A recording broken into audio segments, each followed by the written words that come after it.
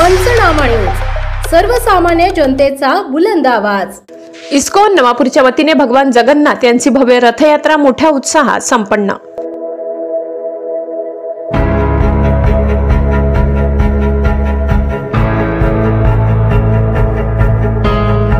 नवापूरच्या भगवान जगन्नाथ रथयात्रेत आमदार शिरीष कुमार नाईक तल्लीन होऊन नाचले, भाविकांसोबत धरला ठेका।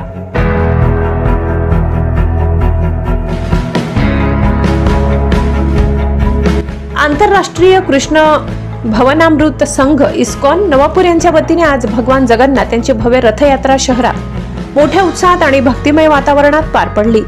हजारो भाविकांनी या रथयात्रेत सहभाग घेतला, ज्यामुळे नवापूर शहर भक्तिरसात न्हाऊन निघाले होते। रथयात्रेत नवापूर विधानसभा क्षेत्राचे आमदार शिरीष कुमार नाईक यांच्या जोशपूर्ण सहभाग पाहायला मिळाला। त्यांनी भाविकांसोबत ठेका घेऊन रथ ओढला। रथयात्रेची सुरुवात दुपारी 2 वाजता हनुमान मंदिरापासून झाली। फुलांनी आणि रंगीबेरंगी वस्तूंनी सजवलेला भगवान जगन्नाथ, बहीण सुभद्रा आणि बंधू बलदेव यांचा रथ भाविकांनी जयघोषात ओढण्यास सुरुवात केली।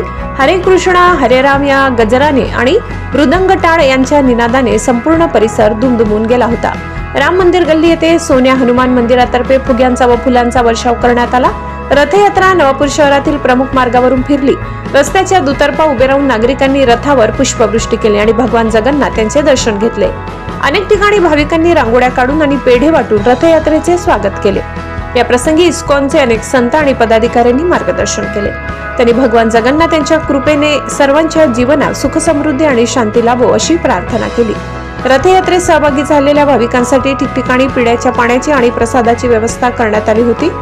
संध्याकाळी रथयात्रा नगरपालिका टाउन हॉल येथे पोहोचल्यावर महाआरती आणि त्यानंतर महाप्रसादाचे वाटप करण्यात आले। नवापूर येथील या भव्य रथयात्रेमुळे शहरात धार्मिक एकोपा आणि उत्साहाचे वातावरण निर्माण झाले। इस्कॉनने आयोजित केलेल्या कार्यक्रमाचे नवापूरकरांनी मोठ्या प्रमाणात कौतुक केले।